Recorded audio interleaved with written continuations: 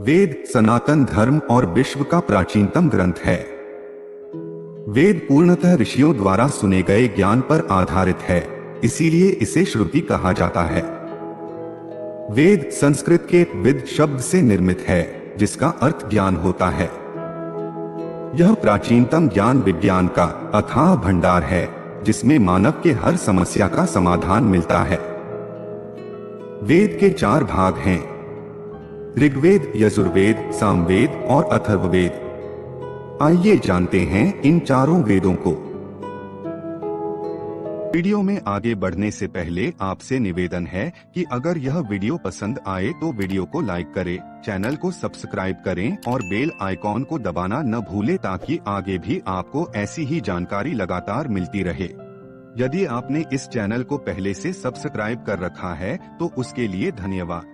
तो चलिए आगे बढ़ते हैं। ऋग्वेद। ऋग का अर्थ होता है स्थिति ज्ञान। ऋग्वेद प्रथम वेद है जो कि पूर्णतः पद्यात्मक है। इसके 10 मंडल में 1028 सूक्त हैं, जिसमें लगभग 11,000 मंत्र हैं। ऋग्वेद की 5 शाखाएं हैं: शाकल, वास्कल, अश्वलायन, शांखायन और मंडूकायन। इनमें भौगोलिक स्थिति और देवताओं के आवाहन के मंत्र मिलते हैं। गायत्री मंत्र का उल्लेख भी इसी वेद में है। इसमें जल, वायु, सौर, मानस तथा हवन द्वारा चिकित्सा की भी जानकारी मिलती है। यजुर्वेद। इस वेद में गद्य और पद्य दोनों हैं।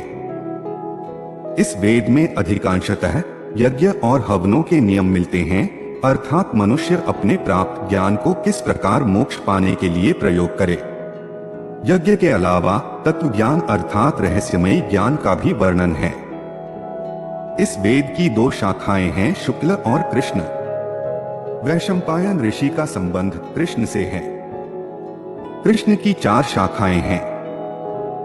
याज्ञवल्क्य ऋषि का संबंध शुक्ल से है।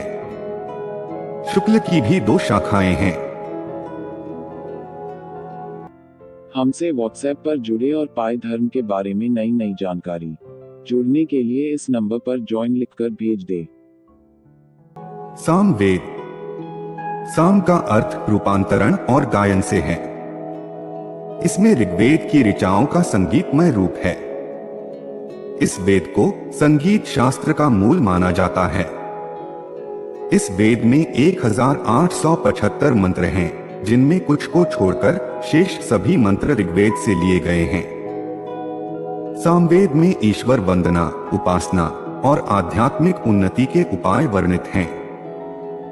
इसमें कई भक्तिमय व शांतिदायक प्रार्थनाएं हैं, जो मानसिक और आध्यात्मिक विकास में बड़ी सहायता प्रदान करते हैं। अथर्ववेद। अथर्व का अर्थ होता है अकंपन। अथर्ववेद विज्ञान और तकनीकी ज्ञान का समावेश है, जैसे कि मनोविज्ञान, समाजशास्त्र, अर्थशास्त्र, कृषि, आयुर्वेद, गणित, ज्योतिष, भौतिक व रसायन शास्त्र आदि। इस वेद की रचना सबसे बाद में हुई। इस वेद में कुल 5687 मंत्र हैं। यह वेद ब्रह्म ज्ञान का उपदेश भी करता है और मोक्ष का उपाय भी बताता है, इसलिए इसे ब्रह्म वेद भी कहते हैं। वेद एक महासागर है, जिसमें लगभग इहलोक एवं परलोक संबंधी समस्त तत्व समाहित हैं, तथा मानव के समस्याओं का समाधान इसमें लिखित है।